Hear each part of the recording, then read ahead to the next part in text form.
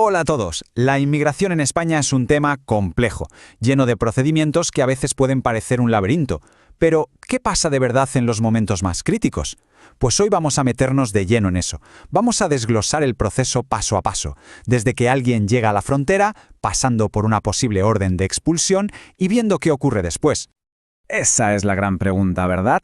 Y es la que va a guiar todo lo que vamos a contar. Vamos a desgranar los pasos, los plazos y las garantías que marca la ley desde el primer momento en la frontera hasta las consecuencias que pueden durar años. Así que empecemos por el principio. Pues eso, todo arranca justo aquí, en el punto de entrada al país. El primer escenario que vamos a analizar es ese momento en el que, por la razón que sea, a una persona se le dice que no puede entrar en territorio español. A ver, el procedimiento es inmediato y está súper pautado. Primero, se comunica oficialmente que no se puede entrar, lo que significa que la persona tiene que volver por donde ha venido. Pero claro, ¿qué pasa si ese viaje de vuelta no es instantáneo?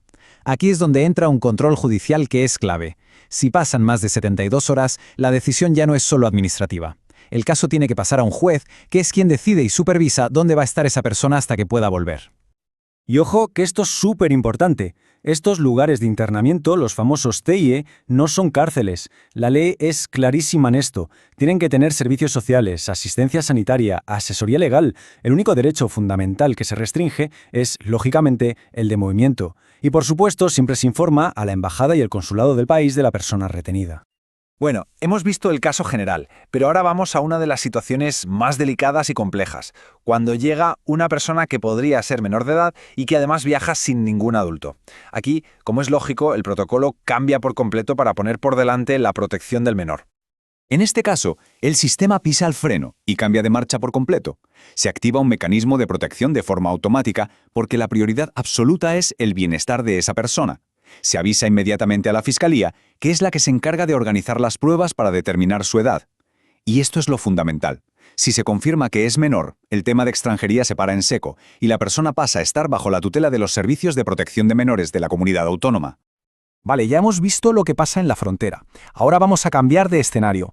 ¿Qué ocurre si la persona extranjera ya está dentro del territorio español y se le notifica una orden de expulsión? Una orden de expulsión, bueno, es mucho más que un simple tienes que irte. Es una sanción con unas consecuencias legales muy serias. No solo te obliga a salir del país, sino que de un plumazo anula cualquier permiso que tuvieras y congela cualquier solicitud que estuviera en marcha. Es, básicamente, un borrón y cuenta nueva legal en España.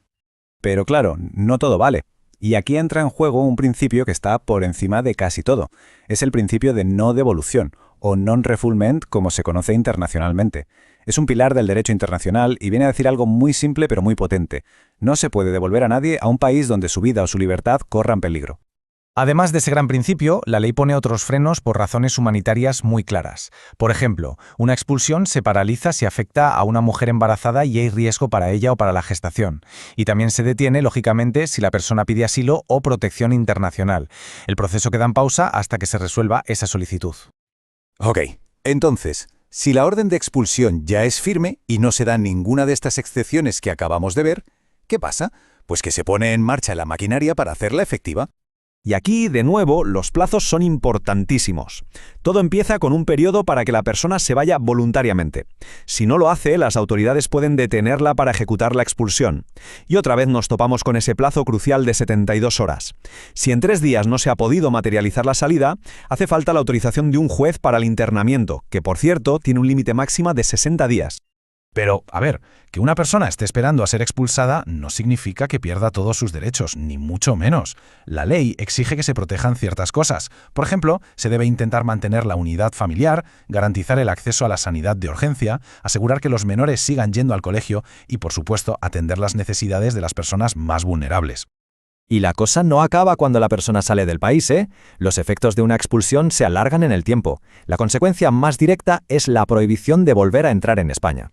Por regla general, una orden de expulsión lleva consigo una prohibición de entrada a España que puede llegar hasta los 5 años. Ese es el plazo estándar para la mayoría de los casos.